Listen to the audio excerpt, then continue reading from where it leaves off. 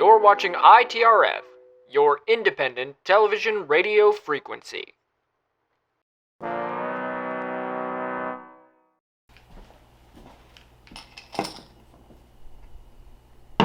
This is Pepsi Nitro Vanilla, marketed as Vanilla Draft Cola. Basically, I was shopping in HEB and I came across the fact that this was for sale. And I originally saw them in packs of 4, which were at a price that was a little ludicrous for a drink I might not like, but they were selling them in singles, so I decided to get one.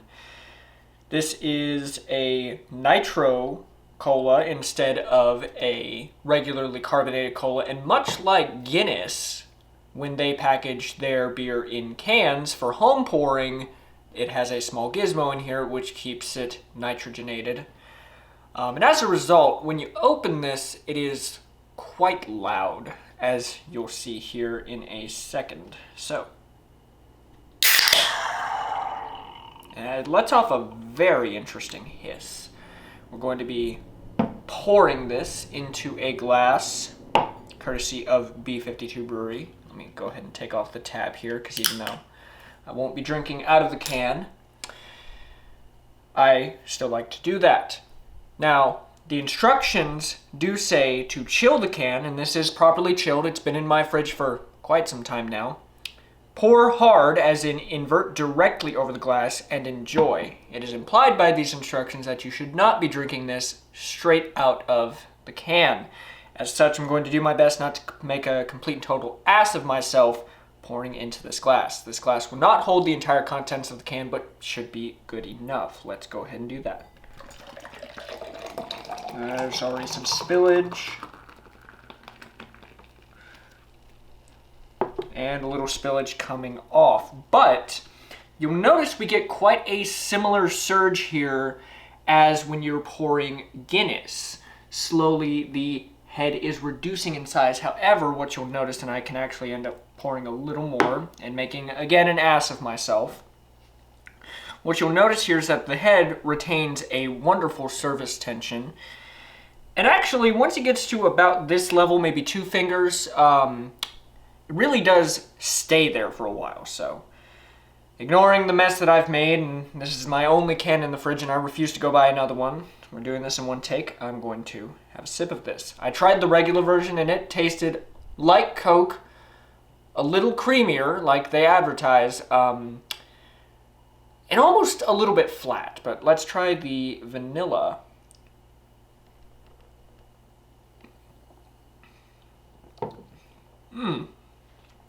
So, as you can see, still has that head even though I've gone ahead and taken a sip.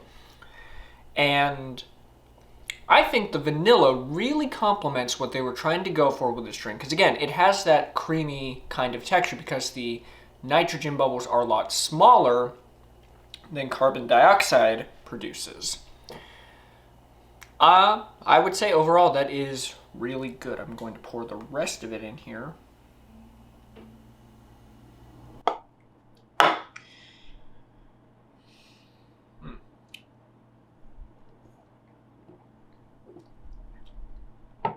It really kind of coats your throat as it goes down.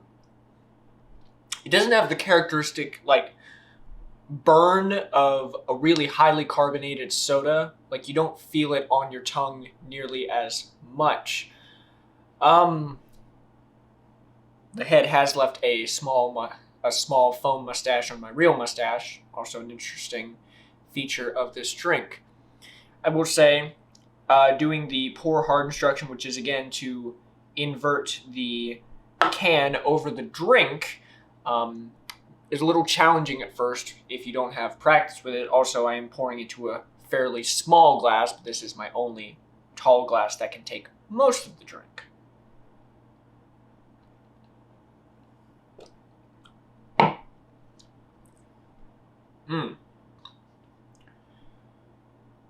I would say overall, this is really good, and I don't necessarily know that we're going to get a market segment for Nitro Cola, but I would say it's a pretty good kind of a craft.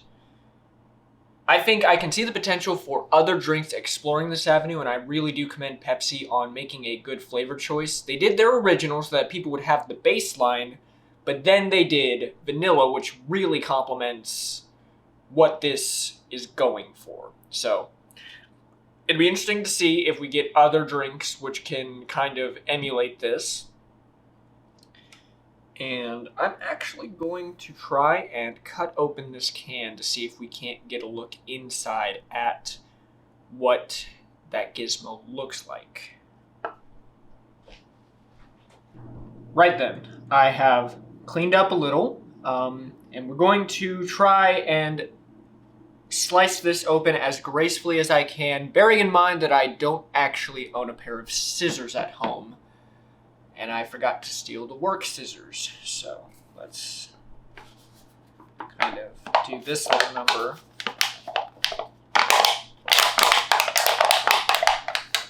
Okay, so we've already...